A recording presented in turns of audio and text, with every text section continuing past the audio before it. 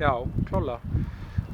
F-fáingar komu bara baráttuglaðir til leiks og þær spiluðu mjög vel og reyndar fengum við ansi mörg tækifæri í fyrri hálfleik til að skora mörk og þegar þú nýtir þau ekki þá á endanum fær hitt liðið færi eins og gerist. Varstu ekki stressaður þarna í byrjun seinni hálfleiks þegar þær fengu þarna eiginlega 3 algjör dauðafæri?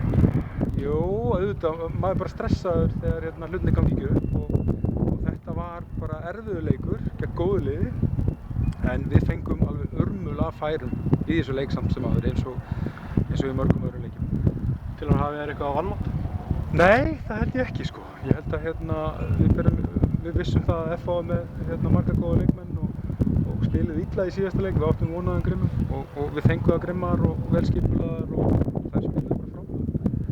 Inga Birna var náttúrulega tæp fyrir leikinn, mista síðasta leik en hún kemur hérna inn og hún gerir svo sannarlega að gefa muninn. Já, Inga Birna náttúrulega leggur upp mark og skorar og breytir leiknum og við erum með góða breytt og allir 3 leikmenn sem kom inn á í dag breyttu leiknum.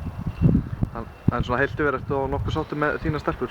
Já, maður er alltaf sáttur, þú veist, við bara vinna, þetta snýst um að vinna leiki og við fengum 3 stig í dag en spilamennskan hefði alveg getað verið betri.